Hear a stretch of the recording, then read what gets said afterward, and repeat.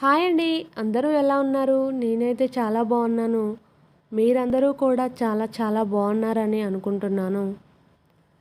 ఈరోజు ఒక మంచి వీడియోతో అయితే మీ ముందుకైతే వచ్చేసానండి. ఇది మన విశాఖపట్నంలోని కైలాసగిరి ప్రాంతమందున తెలుగు సాంస్కృతిక సాంప్రదాయాల గురించి ఒక మ్యూజియంనైతే కొత్తగా ఏర్పాటు చేశారు. ఈ మ్యూజియంని 2016 నవంబర్ 19న తెలుగు సాంస్కృతిక నికేతనంను ఏర్పాటు చేశారు. భావితరాలకు తెలుగు భాష సంస్కృతిని పదిలపరిచే వేదికగా దీనిని చెబుతుంటారండి.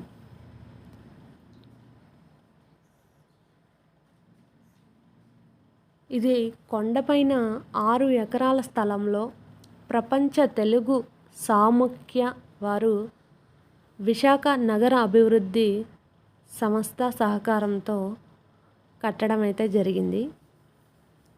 ఈ తెలుగు మ్యూజియం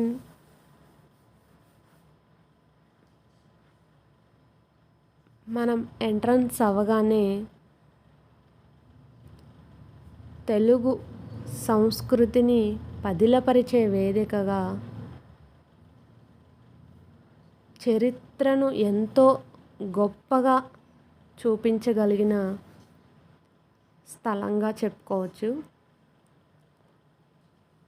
ఈ మ్యూజియంలో సౌండ్ లైట్ మ్యూజియంలోని సినీ నటుడు సాయి కుమార్ గొంతుతో కూడిన తెలుగు చరిత్ర ఆడియోను, చరిత్రలోని వివిధ ఘట్టాలను ప్రదర్శిస్తారంట. కానీ నేను అక్కడికి వెళ్ళేటప్పటికి ఆ ప్రోగ్రామ్ని అయితే ఆపేశారంటండి ప్రస్తుతానికి. నేను మామూలుగా అయితే లోపలికి వెళ్ళి వీడియో మామూలుగా పిక్చర్స్ అయితే చూసి వచ్చాను. ఆ వీడియో అయితే మేము చూడలేకపోయాం.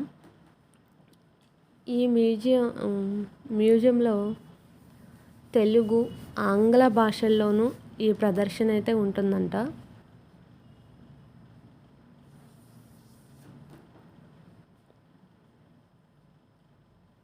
అక్కడి గోడలపై తెలుగు జాతి ఔన్నత్యాన్ని ఇనుమడింపజేసిన ప్రముఖుల జనన మరణ తేదీలతో కూడిన చిత్రాలను కూడా ఏర్పాటు చేశారండి.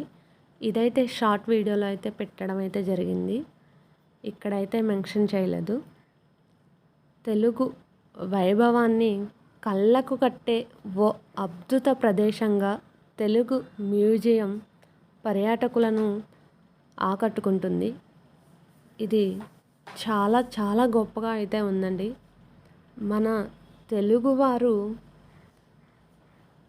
చాలా సంతోషించదగ్గ విషయంగా దీనిని మనం ప్రకటించుకోవచ్చు.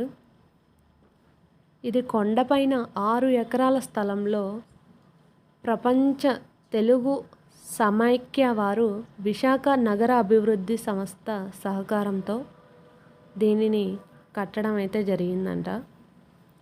నాకైతే ఈ వీడియో చాలా చాలా బాగా నచ్చిందండి. ఈ వీడియో కనుక మీకు నచ్చినట్టయితే లైక్ చేయండి, షేర్ చేయండి, కామెంట్ చేయండి, సబ్స్క్రైబ్ చేయండి.